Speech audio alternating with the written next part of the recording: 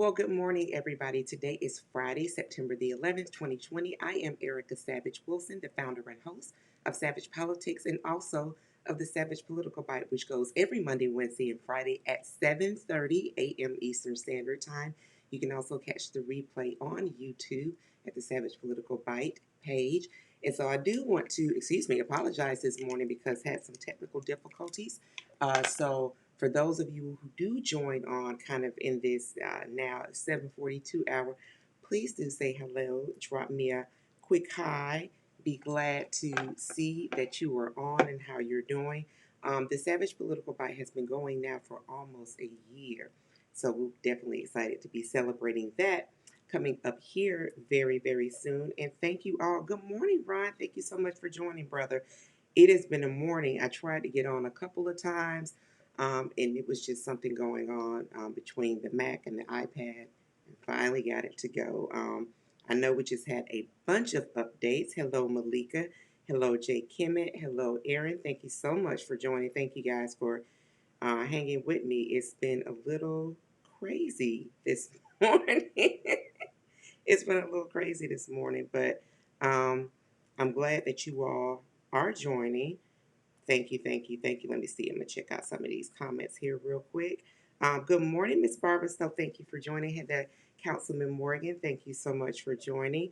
Good morning, Power Woman Sloans. Good morning, Dr. Wilson. Thank you all so very much for joining. It has just been a fantastic morning already.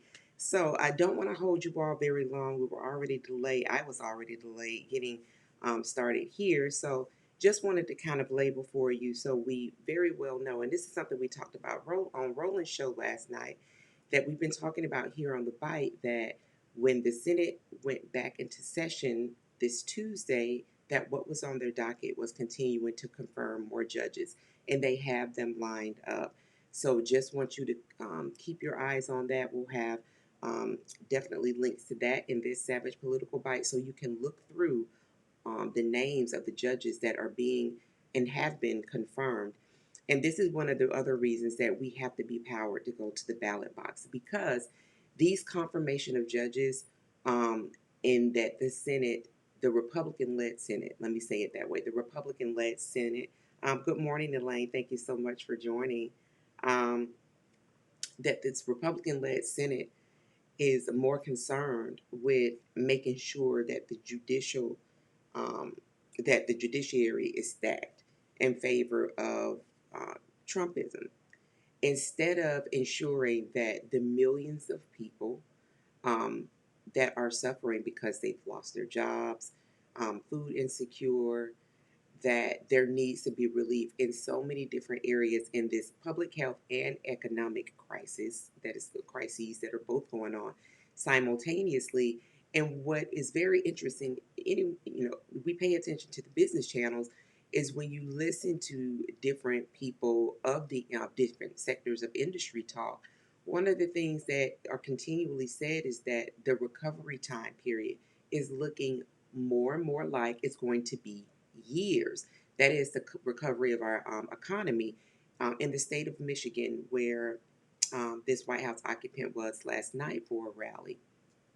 When we think about the um, the impact that has happened to the state of Michigan, well, how Michigan has been hit. Governor Whitmer, I believe, is the governor of Michigan. That she's been called that woman, of course, has been given a very rude way to address her by folks in public, particularly people who are definitely dogged fans of this White House occupant. That she's been called that woman, so he's disrespect the governor. But then that there have been, because of the tariffs, because of the trade wars that he in fact started, this White House occupant started. All of that to say that when we look at March and April for the state of Michigan, that there were a wave of job losses that happened in the summer months between when we look at the difference between March and April.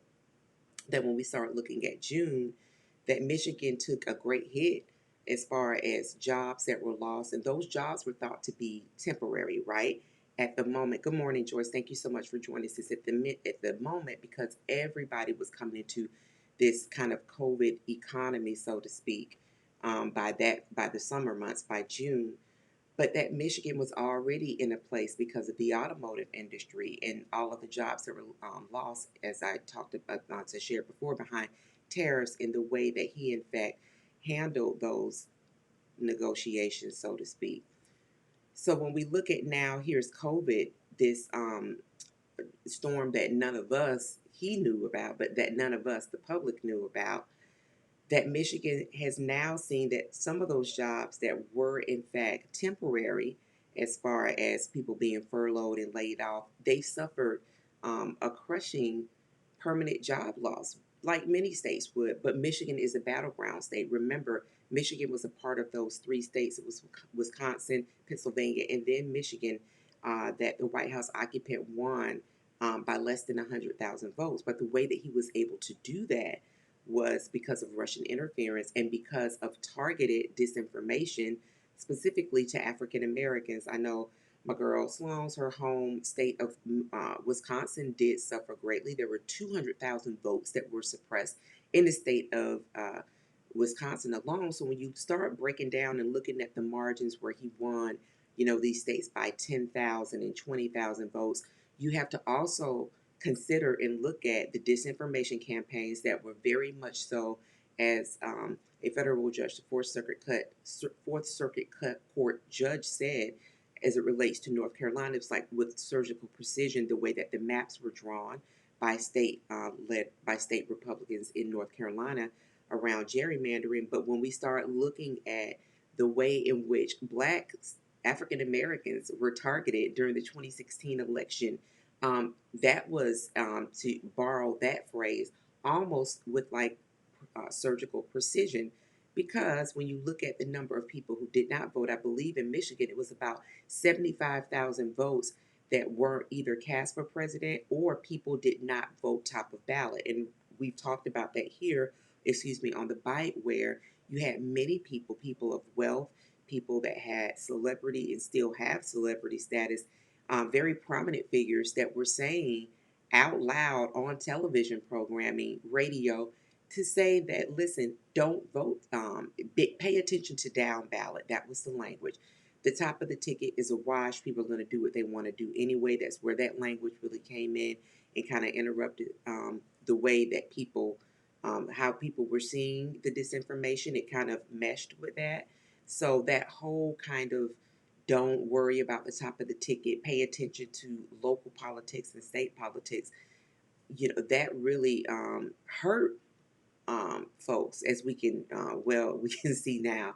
So all of that to say, Michigan has suffered quite demonstratively when we look at kind of peeling back the onion a little bit about what has happened. So that is the state that uh, former Vice President Biden was in just on Wednesday, and so that then the White House occupant followed there on Thursday, just to deliver a bunch of lies. Is that sounds about right.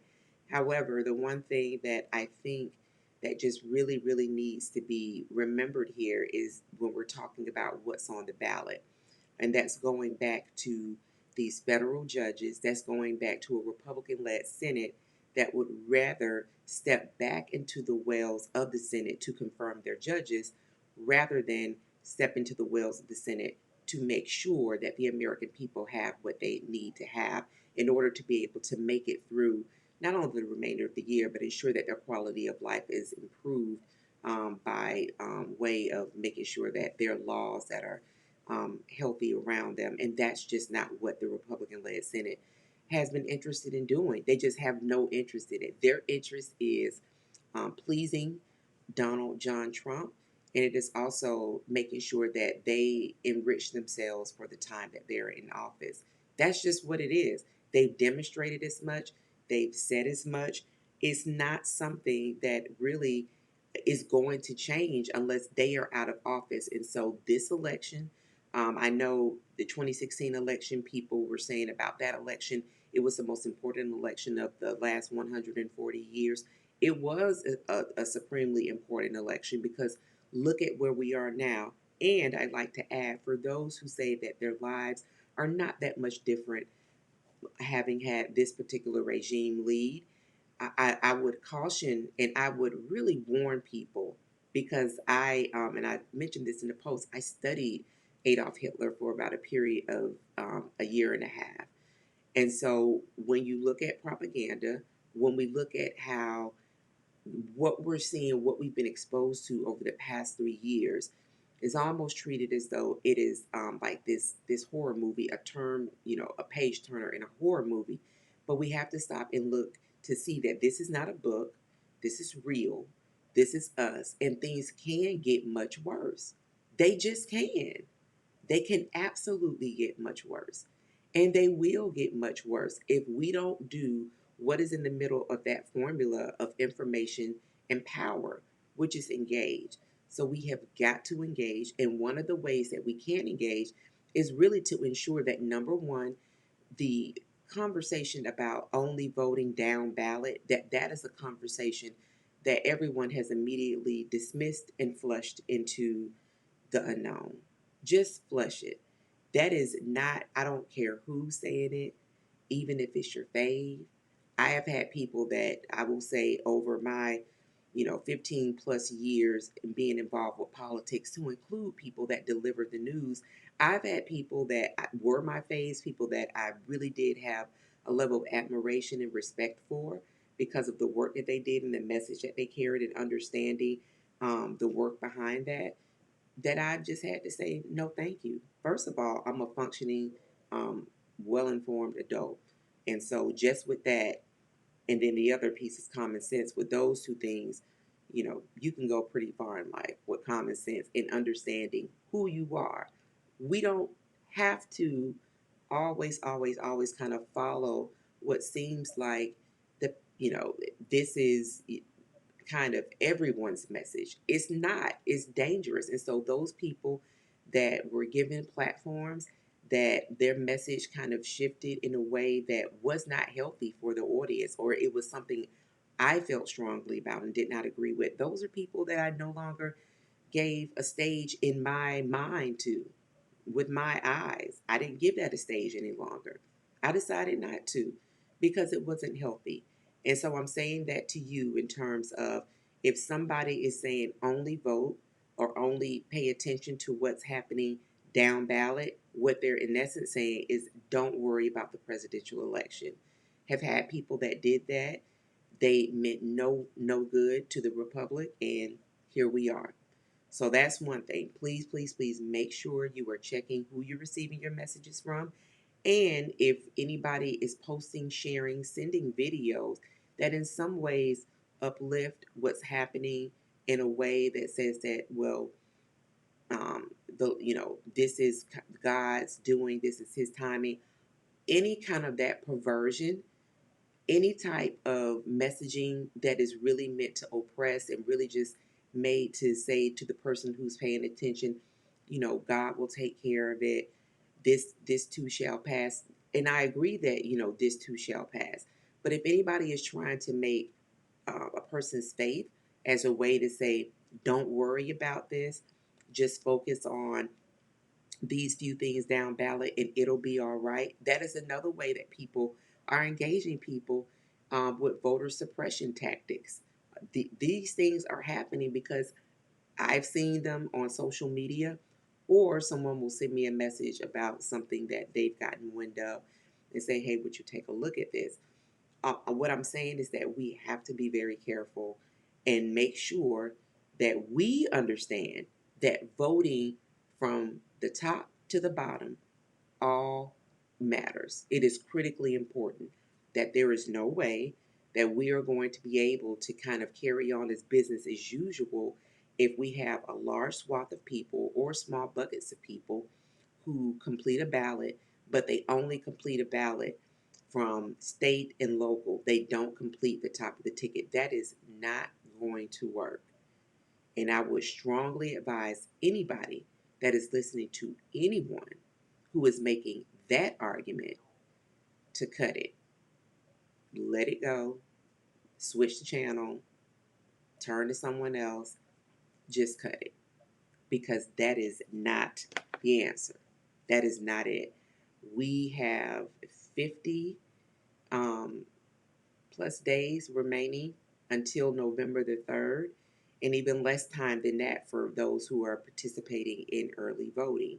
There is just no time, but there are people that definitely will occupy space to continue to carry the water for people who are about the business of disinformation. And, we've talked about it on the bite where we talked about the freelancers that were being approached who were out of work, they needed money, and the stories that they were writing that were being used in a way to really fit in the mold of propaganda. This is what propaganda does. Propaganda makes it seem normal, some of the different things that really are not right. They're not righteous, and they're really meant to hold the line for those who are in power, and then to subdue the voices of those who can make change happen. So it is we are in a very, very critical hour. Now I've said this and I'll continue to say this. I'm not having uninformed conversations. I'm just not. And then, everyone, when we look at kind of the production of our days, most of my friends that I know, most of us are on Zoom calls for 80% of the day. If we're not on Zoom calls, we're on Zoom calls and answering emails and having one or two phones that are ringing, and we have um, the expectations, right? And because some people may be working from home, or be kind of going in between the office and home, the other piece is that even if you are working from home, you're really almost just living to work. You're doing more work at home. So there's kind of like, oh, well, you're not having to commute.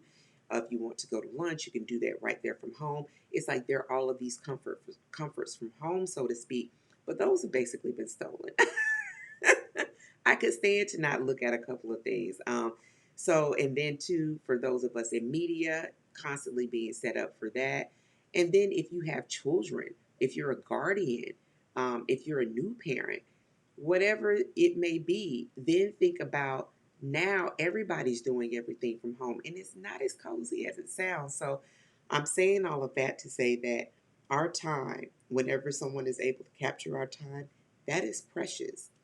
Why give away that precious time to someone who's going to spend that time really as an agent for oppression, really as an agent of suppression? You have the most mediocre person that is leading this nation who cares nothing to ensure, in fact, that there is a national strategy so that the 192,000 lives that have been lost already, we won't continue to run numbers that are extraordinary, that the nearly 4 million people that are confirmed coronavirus cases, that number would have to be taken care of. That it would our number would not continue to kind of lead the field worldwide. Brazil is right up under us, and they have 130 people that have passed away. Brazil, I believe, is 6.1 confirmed cases, and they are under the leadership of a right wing leader in Brazil, right? Brazil does not have some of the same resources that we do. We're in a much better positioning as it relates to that. But then think about and consider how we're leading with all of these resources that we have, with the talent that we have. That is largely because the person who is leading this country is 100% mediocre and has no care about the goodwill of the American people, period. Even his own voting bloc. He absolutely could not care less. He cares about power. He cares about those titans of industry, so to speak, of Wall Street, continuing to pat him on the back. That is what he cares about. Even though some of those same industry leaders say that, listen, a Biden administration, we know that the markets are going to come down a little bit because the stock markets are not the economy. That is a performance of wealth by a certain percentage in the economy. So when we look in and see that that's what some industry leaders are saying, that listen, we know with this, if we do have a new praying that a new administration comes in, they're saying that they do have a new administration come in. The markets are going to come down just a bit because they're going to have to adjust to the tax plans that former Vice President Biden has in place. However, they'll do what they always do. They'll surge right back up. That is what I'm listening to business channels pretty much all day long because it's a fine mix of business and politics. But that is what a lot of leaders are saying. That is those are some of the things that do happen whenever there's a new administration. That's why we have people, leaders from all across the country that are saying they're pausing a bit and they want to see what the outcome of the U.S. elections will be because it's going to be a bellwether for some of their decision making, how they'll proceed forward. And it also is an indicator that if the United States can fall into fascism, well, listen, the rule of the day is definitely going to be authoritarianism for for many people in the world because it's happened throughout the entire world in many nations. But that if the United States can fall to it, that will be something very different. So all of that to say that we definitely need to be paying attention to the entire ballot, that no uninformed informations can cross our threshold, and that we actually do have control over what is imprinted in our mind and what we actually give space to. And I think that with that kind of resolution, that we could actually influence other people to vote. I'll never forget, and I hope Dr. Wendy Wilson, if you're on, that's my big sister, love her. And let me tell y'all, my nephew, she sent us a picture when he went to vote, and I still have that picture in my phone. If she's still on, I still have that picture on my phone because you can just really see that there was such a level of pride. 18-year-old young man who just cast his first vote. Um, well, just I'm just kind of thinking about kind of what that feeling is like to understand that you're actually going to go and cast a vote and that you have put yourself inside of the game, right? You're not standing on the outside. Well-informed young man, handsome young man, if I do say so myself. And that he really, the before and after picture of when he actually cast his ballot was fascinating. Yes, when he was indeed proud. And I'm thinking about my nephew and I'm saying that level of pride that was we saw in that photo, that is the same pride that each and every one of us can spread like wildfire by making sure that we are encouraging folks to listen, check your voter registration. That is something that all of us need to do, but particularly in conversations with people where we're not sure or not if they're going to vote. Please, please, please ask people to check their voter registration. If they're not registered to vote, um, make sure that they, in fact, get registered to vote. Depending on the state that I think most people, there's still time to register to vote, unless your state has something really about 50 plus days before November the 3rd. Um, if you're not registered, please make sure you're registered. But more importantly, check on people that are around you even in your neighborhood. There's so many different ways that we can influence people to vote. But ask them, to go ahead and check their registration. And if they're not registered to vote, please encourage them to register. And then take it a step further and have them pull down the sample ballot because a lot of it is really voter intimidation. That's the other part of it is that people are being intimidated not to vote because of what the process may look like, the different people that they may encounter when they actually go to exercise their vote. Listen, none of that matters. This is your power. This is your vote. Show up and make sure that you are actually checking all the boxes because checking all the boxes on your particular ballot means that you are actually standing and holding the line in between democracy and fascism. And that is definitely two very, very, very different forms of government. And the what side of history do you want to be on? I'm glad that my vote was recorded and has been recorded, but especially in 2016, 2018, and now definitively in 2020. We all need to be able to say that we actually held the line for democracy. and that we actually encourage other people to do the same. And so I'm asking each and every one of us, please do that, because this is something that is ever important. Um, let's see. Oh my gosh, Ron said your first day off in 8 months is today. My gosh, brother, bless you. I'm so glad that you please get all the rest you need. Hey, Auntie Carla, so good to see you. Hello, Mr. Thomas. Always great to see you. Good morning, Dr. Gloria Watson, Auntie. So good to see you. Hello, Camille, my favorite principal. Good to see you, sis. Hello, Andret. Always good to see you. The beautiful Tanya Jackson. Always good to see you, sis. Hey, Erin. That's Bike Gang OG. Good to see you, sis. Hey, Jamidra. I already said hey to my girl Pam. My girl Pam. Well, good morning, Nicole. It's always good to see you. So good to see you. My mom and dad are always on. Love you both. So good to see you, mom and dad. Hello, Chief McBride. Fantastic to see you. Great to see you, Nisi. Good morning, CEO. What's up, Mogul? I don't know if she's still on. Sharon Washington. Always fantastic to see you. Hello, Councilman Young. Always great to see you. Mr. Robinson, Darren Robinson, thank you so much for joining, my brother. Really appreciate everybody that's here. Thank you so much. That means everything. Okay, good people. All right, and then also want to before leave for today. This is 9/11. Cannot believe that it is actually the 19th anniversary. That is so crazy. But it is the 19th year anniversary, excuse me, of 9/11.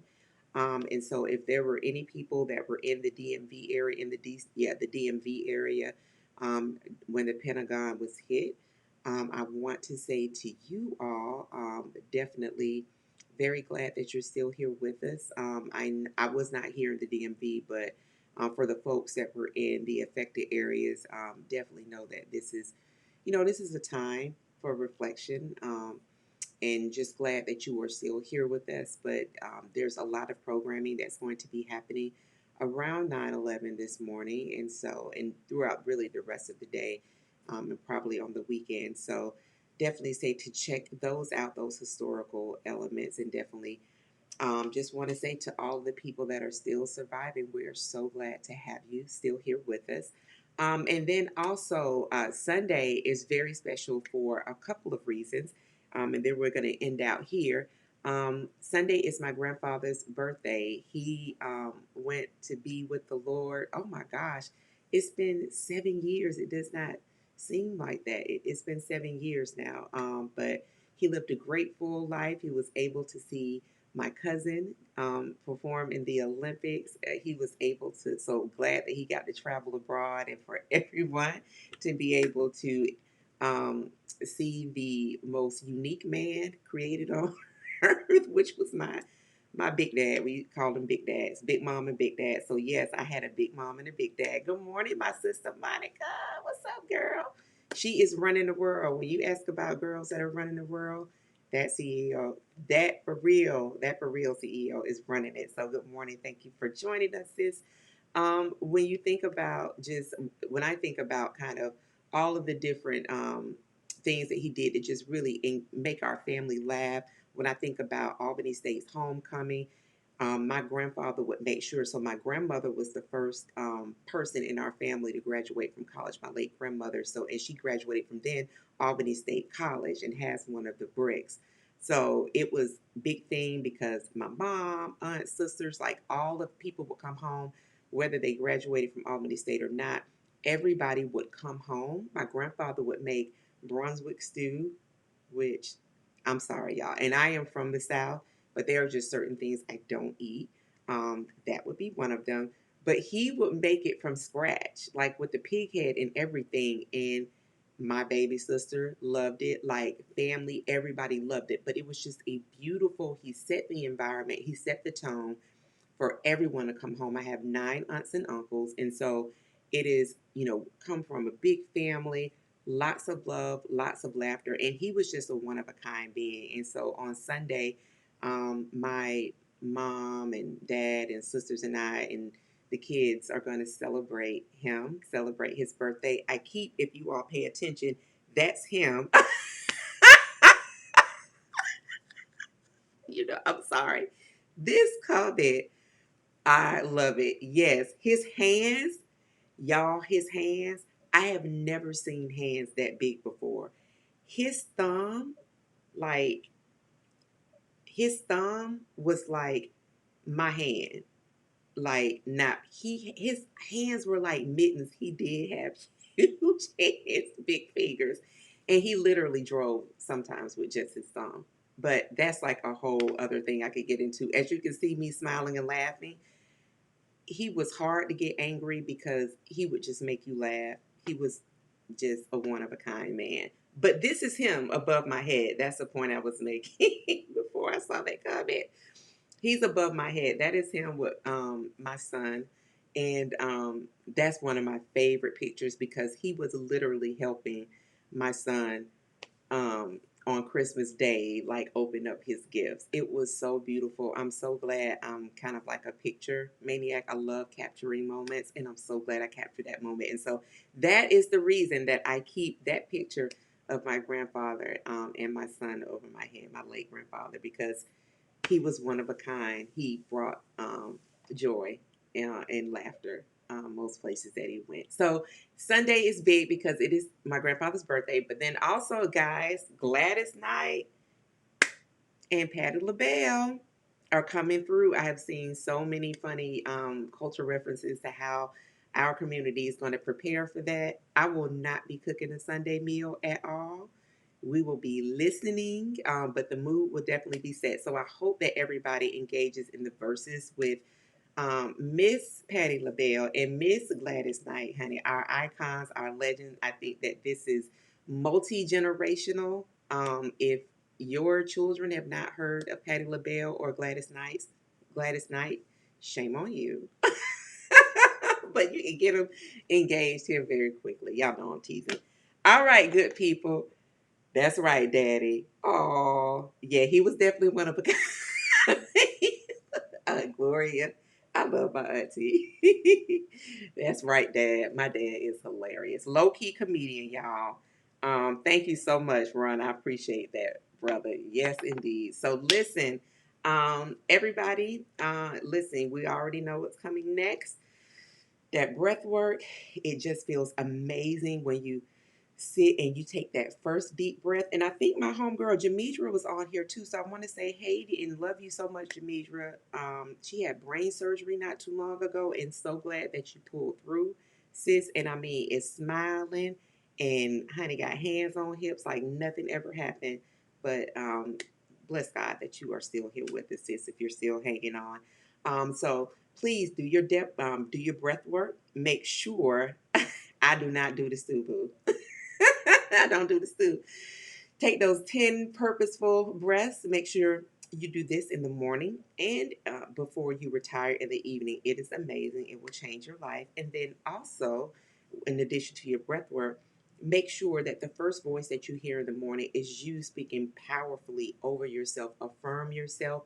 Make sure the first voice you hear that you're training yourself to hear you and that what you are saying are things that inject life, that build you, that make you stronger. Because listen, when your feet hit the floor, that's a whole other story. So please do, in fact, do that over yourself, okay? All right, good people. I absolutely love you all. Thank you always, always. I appreciate, I don't take for granted you all joining me on the Savage Political Bite every Monday, Wednesday, and Friday. This is an amazing community, the Bite Gang. You all, I do get to check out the comments. I'm going to try to get in there a little bit more, but I'm so glad to see that you all definitely have this conversation that you all are having. So keep the conversation going. Keep the conversation going. And we definitely have, make sure you are staying on track also with that voting outfit, because believe me, I am going to let you all know when I'm going to start seeing some pictures of these voting outfits.